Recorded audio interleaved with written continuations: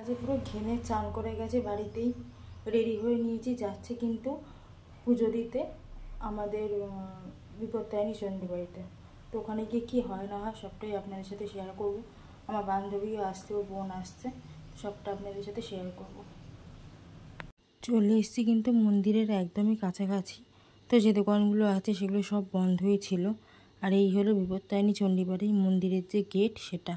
তো আমরা চলে এসেছিলাম অনেকটাই আগে, আর অনেক বছর পরে আসছি, তো সব কিছু যেন নতুন মনে হচ্ছে। তো ভেতরে ঢুকে গেছি, এরপর এখানে জুতো রাখবো, তারপরে প্রসাদ কিনবো, কিনে উপরে যাব। আর ভেতরটা দেখুন কি সুন্দর, এখানে পাখি টাখি অনেক কিছু কিন্তু আছে। তো পুজো টুজো দেওয়া হয়ে যাক, তারপরে সবটা নিচে নেমে আপনাদের সাথে শেয়ার করব। তো এখানে হাতটা ধুয়ে নিয়েছি, তো এখান থেকে মিষ্টিও নিয়ে নিচ্ছি, কারণ আমি বাড়ি থেকে কোনো মিষ্টি টিষ্টি আনিনি। তো সেই জন্য এখান থেকে কিনেই কিন্তু পুজো দেব। তো এখানে মিষ্টি নেওয়া হচ্ছে। আর এই যে দোকানটা, এই দোকানে কত কী জিনিসপত্র পাওয়া যাচ্ছে। তো ইচ্ছা আছে মায়ের একটা ছবি নেওয়ার, তো ফেরার সময় সেগুলো দেখবো। এখানে শাড়ি টাড়িও পাওয়া যাচ্ছে, আপনারা চাইলে শাড়ি দিয়েও পুজো দিতে পারেন। আর চলে এসেছি মার কাছে। কত বছর পর মাকে যে দেখছি তার কোনো হিসাব নেই। কত বছর আগে মায়ের সাথে একবার এসেছিলাম মাকে দর্শন করতে, তারপরে বাড়ির এত কাছাকাছি থেকেও কিন্তু যাওয়া হয়ে ওঠে না। আর যখন গেছি তখন দেখছি যে মাকে সাজাচ্ছে, এখনও আরতি টারতি কিছু হয়নি, আমরা ঠিকঠাক টাইমে গিয়েই পৌঁছেছিলাম। তো এখানে মাকে এত সুন্দর শৃঙ্গার করছে ফুলের মালার ওপরে জবা ফুল দিয়ে, তো চোখ যেন সরানোই যাচ্ছিল না এই দৃশ্য থেকে। তো এত বছর পরে গিয়ে সত্যি এত ভালো লাগছিলো, অনেকটা পিছনে গিয়ে বসেছিলাম। তারপর আমার বান্ধবীকে বললাম যে চল একটু সামনের দিকে গিয়ে বসি, তাহলে ভালো দেখতে পাবো। তো চলে এসেছি সামনের দিকে। সামনের দিক থেকে তো বেশ আরও বেশি ভালো লাগছে দেখতে মাকে। তো এখানে সাজানো হচ্ছে, সাজানো হয়ে গেলেই কিন্তু আরতি শুরু হবে। তো আরতির পরে অনেক গান হয়, তারপরে কিছু কথা বলে, সেগুলো শুনি আমরা আর কি, ভক্তরা যারা। তো দেখুন মাকে কি সুন্দর লাগছে, অপূর্ব লাগছে দেখতে। তো ভয় ভয় ভিডিও করছিলাম যে যদি বকে বা কিছু করে। তো সামনে চলে এসেছি, এখানে দেখুন মাকে কি সুন্দর লাগছে দেখতে। এত বছর পর এসে এত ভালো লাগছিল। আর সেদিনকে এত পরিমাণে গরম পড়েছিল যে কি বলবো, ভীষণ কষ্ট হয়েছে সেদিনকে যেতে। আর আমরা তো গেছি একদম বিকেলবেলা, রোদের মধ্যে, তো খুব কষ্ট হয়েছিল সেদিনকে।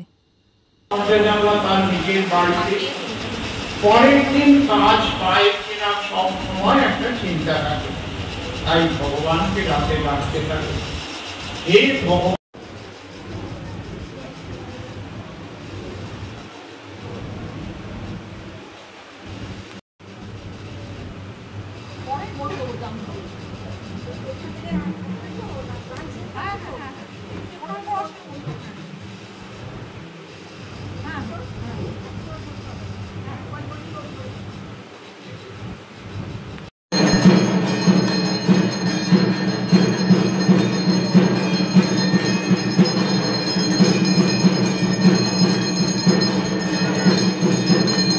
এখানে তো মায়ের আরতি শেষ হয়ে গেল। তো এরপরে মায়ের গায়ের যে ফুলগুলো আছে ওগুলো সমস্ত খুলে গিয়ে দিচ্ছে।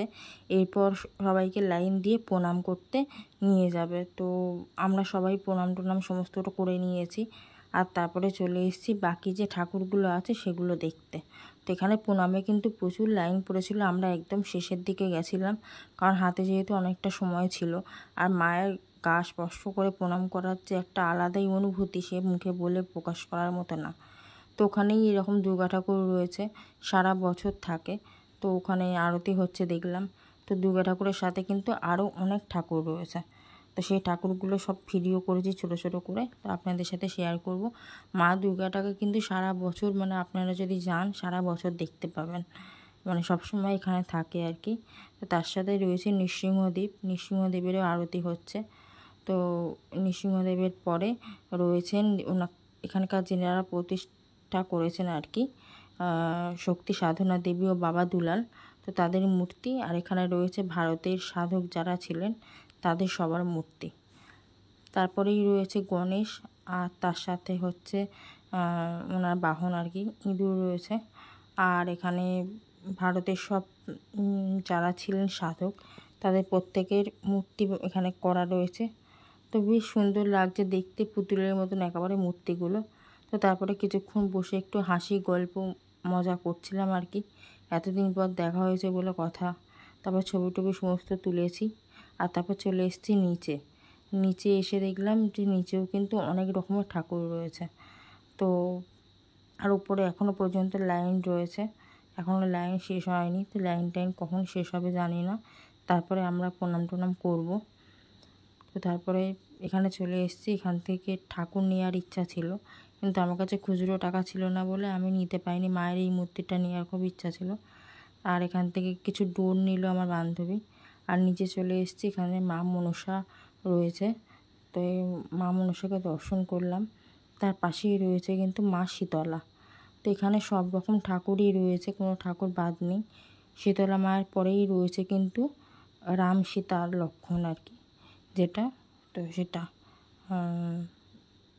তার সাথে রয়েছে হনুমানজি রয়েছেন। তো এইটা পুরো একদম রাম দরবার যেটাকে বলে সেটা। তার পাশেই রয়েছে কিন্তু লক্ষ্মীনারায়ণের সঙ্গে রয়েছে গুরুর দেবতা। আর তার পাশেই রয়েছে কিন্তু আমাদের গৌরনিতাই, তার সাথে রাধাকৃষ্ণ আছে, পরশুরাম রয়েছে। তো সব রকম ঠাকুরই মোটামুটি রয়েছে। তো এখানে খুব ভালো করে দর্শন করে আমরা চলে গিয়েছিলাম মন্দিরের বাইরে। গিয়ে ওখানে অনেক ছবি ভিডিও সমস্ত করেছি। তারপরে নিচে এসে টাকা ভাঙিয়ে ঠাকুরটাও কিনে নিয়েছি। আর এই যে সন্ধে হয়ে গেছে, এবার আমরা বাড়ির দিকে যাচ্ছি। আর এখানে কি সুন্দর একটা সেলফি মানে ছবি তোলার জায়গাটা করেছে, বেশ সুন্দর। তো যাই হোক, অনেক দিন পর এলাম, বান্ধবীর সাথেও দেখা হলো, বেশ ভালো লাগলো। আর এই যে মায়ের মন্দিরের গেট। আর তারপর চলে এসেছিলাম একটা গোপালের জামা কাপড়ের দোকানে। ওখান থেকে বান্ধবী অনেক জামা কাপড় কিনেছে ঠাকুরের। আর আমার তো ঠাকুরের প্রচুর জামা কাপড় নতুন কেনা রয়েছে বলে আমি আর কিছু কিনিনি, শুধু মায়ের মূর্তিটাই কিনেছিলাম। আর ও অনেক কিছু কিনেছে। তো আজকে ভিডিওটা এইটুকুই, দেখা হবে পরে কোনো ভিডিওতে।